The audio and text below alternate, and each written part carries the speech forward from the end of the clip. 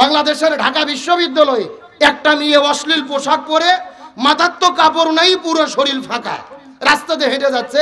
অর্ণব নামে একটা ছেলে বলেছেন যে ম্যাডাম আপনি রোজার দিন হেঁটে যাচ্ছেন, শালীন কোনো পোশাক নেই, পুরো শরীর বের করে, আপনি একটু শালীন পোশাক পরেন, আপনার শরীরটা ঢাকেন।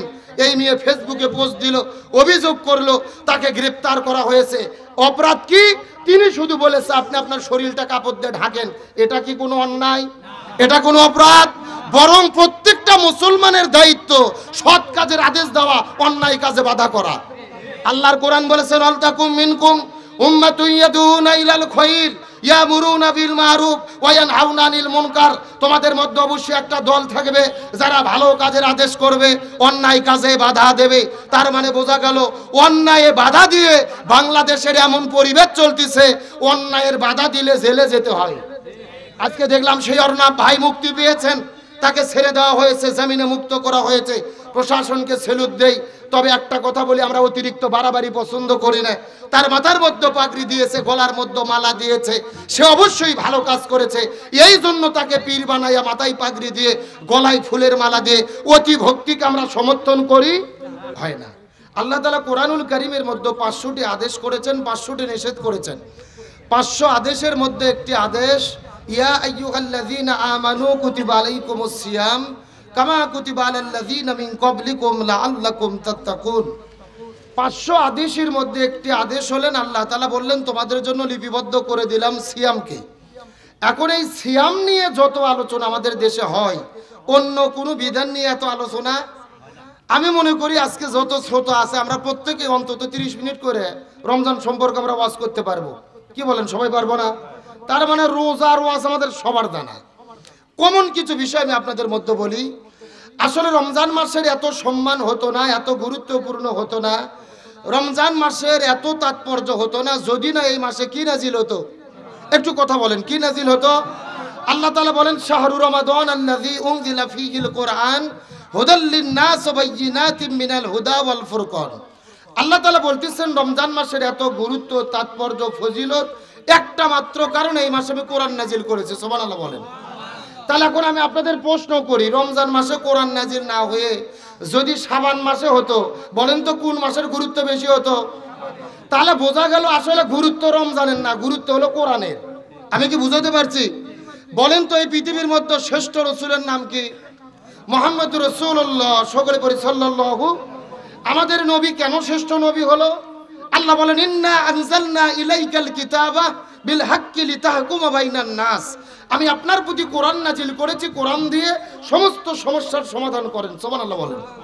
তাহলে বোঝা গেল রসুল আমাদের শ্রেষ্ঠ রসুল হতো না যদি না রসুলের প্রতি কি নাজিল হতো। তাহলে বোঝা গেল শুধু রসুলের দাম না, মূলত দাম হলো কোরআনের। তাহলে বোঝা গেল রসুলের সম্মান কোরআনের কারণে, রমজানের দাম কোরআনের কারণে। এখন বলেন তো পৃথিবীর শ্রেষ্ঠ রজনীর নাম কি?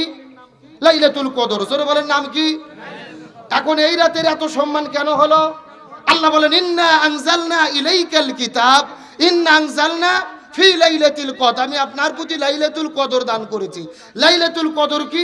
যেই লাইলাতুল কদরে আল্লাহ কোরআন নাজিল করেছে। সুবহানাল্লাহ বলেন। তাহলে লাইলাতুল কদর রজনীর শ্রেষ্ঠ গুরুত্ব হওয়ার পেছনে কি? আরো জোরে বলেন। এতক্ষণ পর্যন্ত আমি বুঝাইতে চাইলাম লাইলাতুল কদর শ্রেষ্ঠ রজনী হয়েছে কোরআনের কারণে, রমজান শ্রেষ্ঠ মাস হয়েছে কোরআনের কারণে, আমাদের নবী শ্রেষ্ঠ নবী হয়েছে কোরআনের কারণে। তার মানে বোঝা গেল দাম রোজার না, দাম নবীর না, দাম লাইলাতুল কদরের না, মূলত দাম কোরআনের। এখন আমার কথা হলো সেই কোরআনের দাম না দিয়ে যদি আমরা রমজানের দাম পেতে চাই তাহলে কি কোনো কাজ হবে? আপনারা 300 জন লোক বিয়ের বাড়িতে বিয়ে খাইতে গেছেন, বর কয়টা? এখন 300 জন মুরগি রোজ দেশে, গোস্ত ভুনো, সব ভালো ভালো খাবার, বরকে খাবার দেয়নি, ধরে পিটাইছে। 300 জন লোক আপনার সম্মানিত না অসম্মানিত? তাহলে বোঝা গেল এক বরের জন্য 300 লোক সম্মানিত, এক কোরআনের জন্য রমজান সম্মানিত। ওই কোরআনকে অপমান করে কোরআনকে সম্মান দিয়ে চারানা বসার কোনো লাভ নেই। এখন মনের মধ্যে প্রশ্ন, কোরআনকে কেমনে সম্মান দেব? আসেন, কোরআনের অনেকগুলো হক রয়েছে, প্রধানত হক হলো 4টি। জোরে বলেন কয়টি? 1 নম্বর কোরআন পড়তে হবে, 2 নম্বর কোরআন বুঝতে হবে, 3 নম্বর কোরআন অনুযায়ী আমল করতে হবে, 4 নম্বর কোরআনের বিধান জমিনে বাস্তবায়ন করতে হবে। কয়টা বলছি ভাইরা? এখন আসেন, আপনি কোরআন পড়েন, কোনো বিপদ নাই। কোরআন বোঝেন, কোনো বিপদ নাই। কোরআন নিজে আমল করেন, কোনো বিপদ নাই। যখনই বলবেন কোরআনের আইন বাস্তবায়ন করতে চাই, তখনই আপনার বিপদ আছে। ভালো করে বোঝেন, নবী যতদিন কোরআন পড়েছে নবীজির বিপদ ছিল না। নবীজি কোরআন বুঝেছে, নবীজির বিপদ ছিল না। নবীজি নিজে কোরআন মেনে চলেছে, নবীজির বিপদ ছিল না। কিন্তু যখনই বলেছে কোরআন জমিনে বাস্তবায়ন করতে চাই, কোরআনে রাষ্ট্র কায়েম করতে চাই, তখনই নবীজিকে 3.5 বছর জেলেবন্দি হতে হয়েছে, প্রয়োজনে রসুলের দন্দন মুবারক শহীদ করতে হয়েছে। এই বাংলাদেশের দিকে লক্ষ্য করেন, আমরা যাকে কোরআনের পাখি বলি শহীদ আল্লামা দেলওয়ার হোসেন সাইদি, যতদিন আল্লামা সাইদি কোরআন পড়েছে কোনো বিপদ ছিল না। কোরআন বুঝেছে, কোনো বিপদ ছিল না। নিজে আমল করেছে, বিপদ ছিল না। কিন্তু যখনই আল্লামা সাইদি প্রকাশ্যে বলেছে কোরআন শুধু পড়লে বুঝলে হবে না, কোরআনে রাষ্ট্র গঠন করতে হবে, তখনই আল্লামা সাইদিকে 13 বছর জেলেবন্দি রেখে বিনা চিকিৎসায় শরীরে বিষ প্রয়োগ করে হত্যা করে বিদায় করে দেওয়া হয়েছে।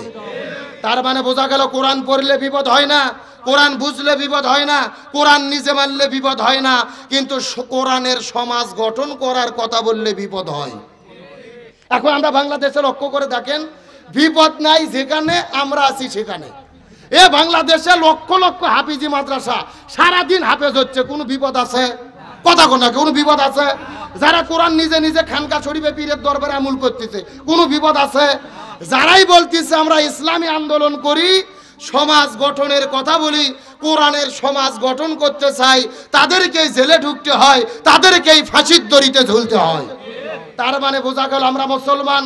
আল্লাহর কোরআন বলছেন কুনতুম খায়রা উম্মাতিন উখরিজাত লিন্নাস তা'মুরুনা বিল মারুফ ওয়া তানহাউনা আনিল মুনকার। তোমরাই সর্বোত্তম জাতি। কাজ হলো দুইটা, সৎ কাজের আদেশ দাও, অন্যায় কাজে বাধা দাও। কিন্তু যখনই আপনি অন্যায়ের বাধা দেবেন, সৎ কাজের আদেশ করবেন, তখনই বাংলাদেশে বিপদ আছে না নাই? এই যে গত 2 দিন আগের ঘটনা, বাংলাদেশের ঢাকা বিশ্ববিদ্যালয়ে একটা মেয়ে অশ্লীল পোশাক পরে, মাথার তো কাপড় নাই, পুরো শরীর ফাঁকা, রাস্তাতে হেঁটে যাচ্ছে। অর্ণব নামে একটা ছেলে বলেছেন যে ম্যাডাম আপনি রোজার দিন হেঁটে যাচ্ছেন, শালীন কোনো পোশাক নেই, পুরো শরীর বের করে, আপনি একটু শালীন পোশাক পরেন, আপনার শরীরটা ঢাকেন। এই মেয়ে ফেসবুকে পোস্ট দিল, অভিযোগ করলো, তাকে গ্রেপ্তার করা হয়েছে। অপরাধ কি? তিনি শুধু বলেছে আপনি আপনার শরীরটা কাপড় দিয়ে ঢাকেন। এটা কি কোনো অন্যায়? এটা কোনো অপরাধ? বরং প্রত্যেকটা মুসলমানের দায়িত্ব সৎ কাজের আদেশ দেওয়া, অন্যায় কাজে বাধা করা। আল্লাহর কোরআন বলেছেন আল তাকুম মিনকুম উম্মাতুন ইয়াদুনা ইলাল খায়র ইয়ামুরুনা বিল মারুফ ওয়া ইয়ানহাউনা আনিল মুনকার। তোমাদের মধ্যে অবশ্যই একটা দল থাকবে যারা ভালো কাজের আদেশ করবে, অন্যায় কাজে বাধা দেবে। তার মানে বোঝা গেল অন্যায়ে বাধা দিয়ে বাংলাদেশের এমন পরিবেশ চলতেছে, অন্যায়ের বাধা দিলে জেলে যেতে হয়। আজকে দেখলাম সেই অর্ণব ভাই মুক্তি পেয়েছেন, তাকে ছেড়ে দেওয়া হয়েছে, জামিনে মুক্ত করা হয়েছে। প্রশাসনকে সেলুট দেই। তবে একটা কথা বলি, আমরা অতিরিক্ত বাড়াবাড়ি পছন্দ করি না। তার মাথার মধ্যে পাগড়ি দিয়েছে, গলার মধ্যে মালা দিয়েছে, সে অবশ্যই ভালো কাজ করেছে। এই জন্য তাকে পীর বানাইয়া মাথায় পাগড়ি দিয়ে, গলায় ফুলের মালা দিয়ে অতি ভক্তিকে আমরা সমর্থন করি। আমার দিকে লক্ষ্য করেন, তাহলে কি বোঝা গেল? সৎ কাজের আদেশ আর অন্যায়ের নিষেধ করলে বাধা আছে না নাই? শেষ কথা বলি, সম্মান কোরআনের জন্য। তাহলে কোরআন বাংলাদেশে বিজয়। আমরা কোরআনের জন্য 1 মাস রোজা পালন করি। একবার আল্লাহ রোজা থাকতে বলেছেন, সূরার নাম সূরা বাকারা। একই সূরার ভিতরে একই কায়দায় আল্লাহ 3টা কথা বলছেন। জোরে বলেন কয়টা? 1 নম্বর কুতিবা আলাইকুমুস সিয়াম, রোজা ফরজ। 2 নম্বর কুতিবা আলাইকুমুল কিতাল, জিহাদ ফরজ। 3 নম্বর কুতিবা আলাইকুমুল কিসাস, হাতের পরিবর্তে হাত, পায়ের পরিবর্তে পা, জীবনের পরিবর্তে জীবন, এই বিচার কার্যকর করতে হবে। এটাও আল্লাহ ফরজ করেছেন। কিন্তু একবার আল্লাহ রোজা ফরজ করলেন, সারা মাস আমরা রোজা নিয়ে পাগল হয়ে গেছি।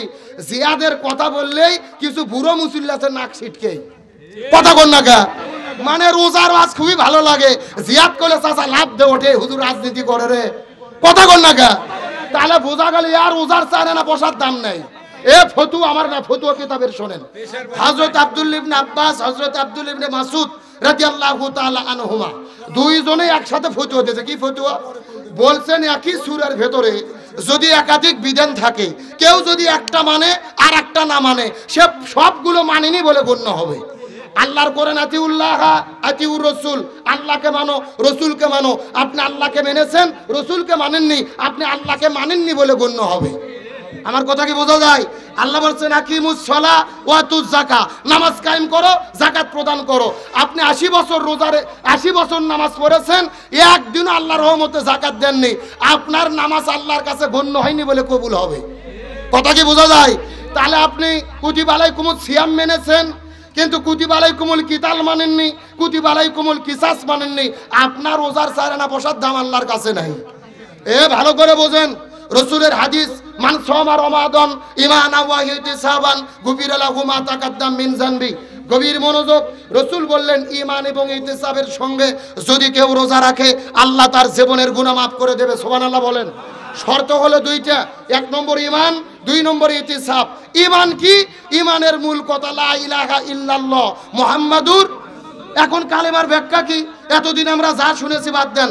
লা ইলাহা ইল্লাল্লাহর মূল কথা হলো আল্লাহ ছাড়া কারু আইন মানি নে। আল্লাহ ছাড়া কারু আইন, সবাই বলেন আল্লাহ ছাড়া কারু আইন। আর মুহাম্মাদুর রাসূলুল্লাহ অর্থ হলো রসুল ছাড়া কারু আদর্শ মানি নে। মুখস্থ করেন, জীবনে বহু কালেমার ব্যাখ্যা শুনছেন। লা ইলাহা ইল্লাল্লাহ আল্লাহ ছাড়া কারু আইন মানি নে, রসুল ছাড়া কারু আদর্শ মানি নে। আপনি এখন আল্লাহ ছাড়া মানুষের আইন মানেন, রসুল ছাড়া অন্য ওই যে চুরি ডাকাতি করতেছে, জনগণের চাল ডাল ঘুম চুরি করে খাচ্ছে, সিএনজি স্ট্যান্ড দখল করতেছে, ওই নেতার আদর্শ মানেন। আপনার ঈমান মুখে আছে, অন্তরে নাই, আল্লাহর কাছে সারানা পয়সার দাম নাই। কেন আমরা ঈমানই তো পাকাপোক্ত করতে পারিনি, কিসের রোজা দিয়ে আপনার জীবনের গুনাহ মাফ হবে? তাহলে 1 নম্বর ঈমান, 2 নম্বর ইহতিসাব। শেষ কথা, কোরআন রমজান মাস শুধু এসেছে রোজা রাখার জন্য না। আমাদের প্রধান অতিথি সাহেব গোলাম রব্বানী স্যার বলেছেন রমজান এসেছেন কোরআন বিজয়ের জন্য। জোরে বলেন কোরআন কিসের জন্য? রসুল আমার 16 দিন রোজা রেখেছে, 17ই রমজান। শেষ কথা, সকালবেলা নবীজি রোজা ভেঙে ফেললেন, খেজুর খাইলেন, পানি খাইলেন। সাহাবীরা বলতেছে ইয়া রাসূলুল্লাহ, এটা কেমন কথা? আপনি রোজা ভেঙে ফেললেন। রসুল বলতেছে আমি রোজা ভেঙে ফেলেছি, তোমরাও রোজা ভেঙে ফেলো। সাহাবীরা বলতেছে ইয়া রাসূলুল্লাহ, আপনি না 3 দিন আগে ওয়াজ করলেন একটা রোজার এত দাম, ইচ্ছা করে যদি কেউ একটা রোজা ছেড়ে দেয় লাগাতার 60টা রোজা রাখতে হবে, আবার যদি কেউ একটা রোজা ছেড়ে দেয় আবার লাগাতার 60টা রোজা রাখতে হবে, আপনি কেন রোজা ছাড়তে বললেন? রসুল বলতেছে বেশি বোঝার চেষ্টা করো না। ওমা আতাকুমুর রাসূলু ফাখুযুহু ওমা নাহাকুম আনহু ফান্তাহু। আমি নবী যা বলি তা তোমরা করো, যা করতে নিষেধ করি তা থেকে দূরে থাকো। বেশি বোঝার চেষ্টা করো না। আবু জেল মদিনা আক্রমণ করেছে, এখন রোজা ভেঙে আবু জেলের মোকাবেলা করতে হবে। তার মানে বোঝা গেল রোজা রাখা ফরজ, তবে রোজার চাইতে বড় ফরজ হলো দিন কায়েমের জন্য জালেমের জুলুমের মোকাবেলা করা। সুতরাং আসুন, কোরআন এসেছেন বিজয় করার জন্য। রমজানে 17ই রমজান কোরআন আল্লাহ বদরের যুদ্ধের মাধ্যমে রসুলের মাধ্যমে বিজয় করলেন। সুতরাং শুধু রোজা নিয়ে রোজার ফজিলত নয়, কোরআন বিজয়ের আন্দোলন করি। কোরআনের 4টে হক, কোরআন পড়ি, কোরআন বুঝি, কোরআন দিয়ে জীবন করি। এই বাংলাদেশে কোরআন প্রতিষ্ঠার আন্দোলনের শরিক হয়ে কোরআনকে বিজয়ের জন্য ইসলামী আন্দোলনের কর্মী হয়ে কাজ করার শপথ নিতে কারা কারা যে একটু হাত তুলে দেখান।